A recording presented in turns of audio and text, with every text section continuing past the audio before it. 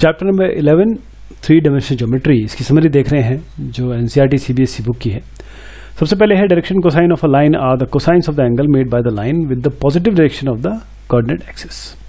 सबसे पहले direction cosine की बात हो रही है। ये वो एंगल होते हैं जो आपके positive direction of coordinate axis से बनाए जाते हैं। ठीक, if L M N are the direction cosines of a line then L square plus M square plus N square is equal to 1।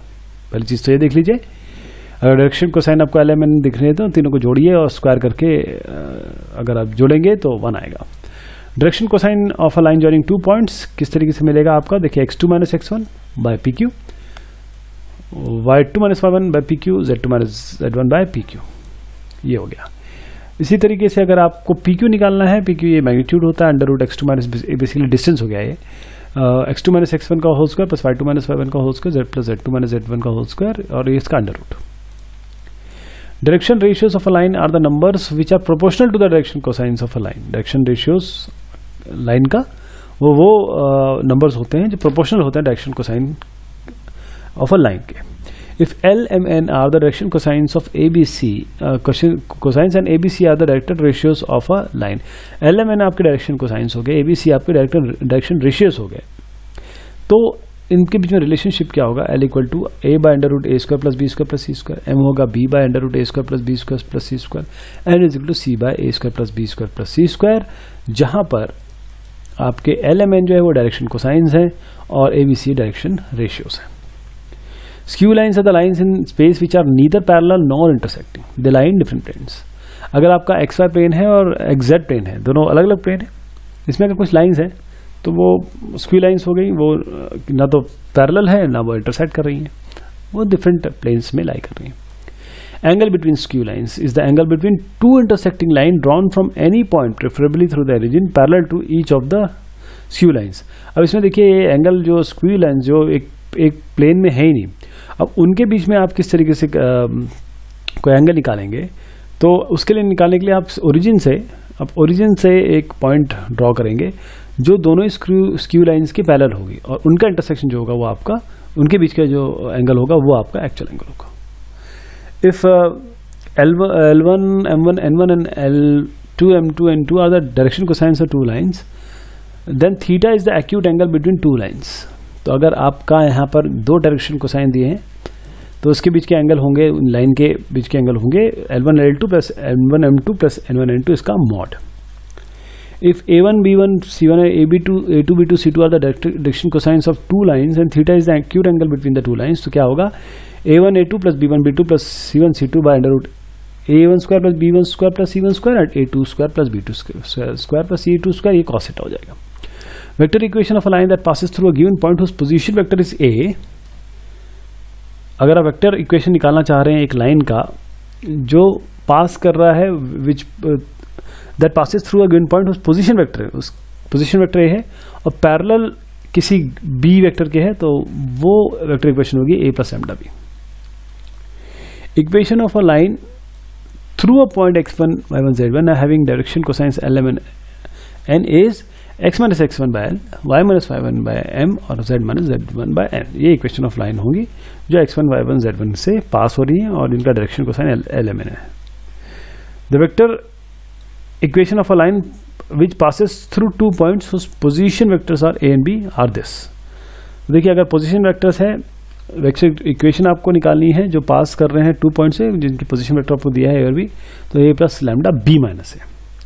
Cartesian equation of a line, अगर Cartesian equation line की निकालनी है जो x1 y1 z1 x2 y2 z2 से पास होती है, तो वो x minus x1 by x2 minus x1, y minus y1 by y2 minus y1, z minus y1 by z2 minus z1। अगर थीटा एक एक्यूट एंगल है R1 एक between R and R, जहाँ पर R जो है वो A1 बेसिकली R1 R2 होना चाहिए था, A1 प्लस लैम्डा B1 और A2 प्लस लैम्डा B2, तो जो थीटा है एक्यूट एंगल इन दोनों के बीच में होगा cos theta, B1 into B2 bye B1 B2 इसका मॉड, यानी इनकी मैग्नीट्यूड। इसके साथ है अगर x minus x1 by L1 is equal to y minus y1 by M1 is equal to z minus z1 by N1 और साथ में x minus x2 by L2 y minus y2 by M2 और z minus z2 by N2, ये दोनों equations these are the equations of two lines, तो इनके बीच में एक्यूट एंगल क्या होगा, cos theta L1 L2 M1 M2 N1 N2 mod. Shortest distance between two skew lines in the line segment perpendicular to both the lines. जो skew lines होती है दो प्लेन्स में होती है, ना पैरेलल होती है ना इंटरसेक्टिव होती है. तो शॉर्टेस्ट डिस्टेंस इन स्क्यू लाइन्स के बीच में क्या होगा, एक line segment which is perpendicular to both lines. ठीक है, इन दोनों की परपेंडिकुलर जो लाइन सेगमेंट होगा वो उनका शॉर्टेस्ट डिस्टेंस होगा.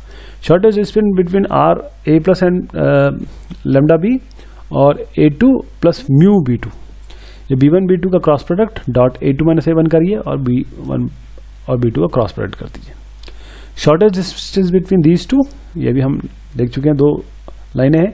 शॉर्टेस्ट डिस्टेंस निकालने के लिए आप क्या करेंगे, x2 minus x1 y2 minus y1 z2 minus a1 a1 b1 c1 a2 b2 c2, ये आप ऊपर रखेंगे, एक डिटर्मिनेंट है.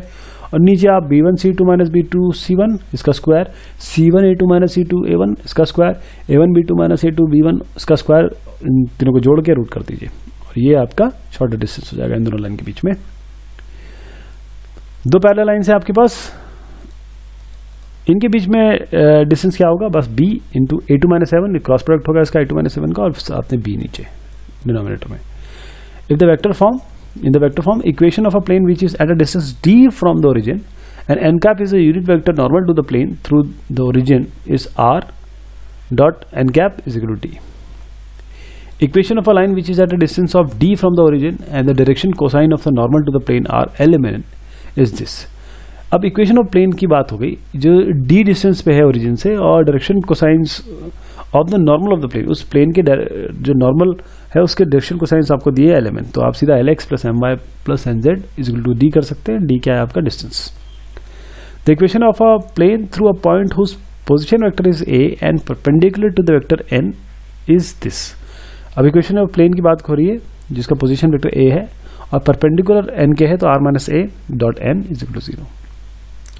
Equation of a plane perpendicular to a given line with direction ratios a, b, c and passing through given point x1, y and z1 is a into x minus x1, b into y minus y1 और c into z minus z1 is equal to 0. इसी तरीके से equation of a plane passing through three non-collinear points. अब equation of plane जो तीन non-collinear point x1, y1, z1, x2, y2, z2, x3, y3, z3, इसके लिए आप x minus x1, y minus y1, z minus z1 ये पहले ही रो में रखेंगे, x2 minus x1, y2 minus y1, z2 minus z1 ये सेकंड रो में रखेंगे, x3 minus x1, y3 minus y1 और z3 minus z1 third row में रखेंगे, और इसका डिटरमिनेंट आपको 0 करना है. Vector equation of plane that contains three non collinear points having position vector a b c is this. Vector एक आपकी प्लेन की बात हो रही है, प्लेन की इक्वेशन है और साथ में क्या है, वेक्टर इक्वेशन है, और तीन नॉन कोलिनियर पॉइंट्स है इसमें ए बी सी, तो उसकी इक्वेशन हो जाएगी r माइनस ए और यहाँ पर b माइनस ए और c माइनस सी का क्रॉस प्रोडक्ट. इसी तरीके से इक्वेशन ऑफ अ प्लेन है वो इक्वेशन प्लेन की that cuts the coordinate axis at this. तीन इक्वेशन ऑफ प्लेन आपको दिया है और वो कट कर रहे हैं कोऑर्डिनेट एक्सिस को इन पॉइंट पे, x by a plus y by b plus z by c is equal to 1. Vector equation of plane that passes through the intersection of planes this is this. अब vector equation की बात हो रही है एक plane की जो कहां से पास हो रहा है, इन दोनों के इंटरसेक्शन से. वो इस तरीके से बताया जाएगा. लैम्डा जो है वो कोई भी नॉन जीरो कांस्टेंट हो सकता है. Cartesian equation of a plane that passes through intersection of two given planes this and this is this.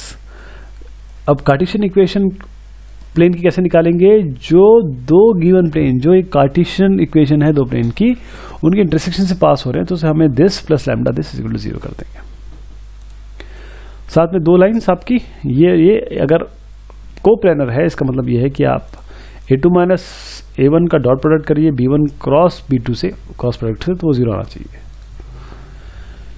In the Cartesian product Cartesian form above, line passing through point this and this is this are coplanar if, ध्यान दीजिएगा ये जो ऊपर दिया हुआ है Cartesian form, अगर ये पास करता है x1 y1 z1 और x2 y2 z2 से, यदि ये आपके पास ये भी एक है कि y minus y2 by b2 is equal to z minus z2 by c2, यहाँ पर एक x माइनस वाला भी एक टर्म होगा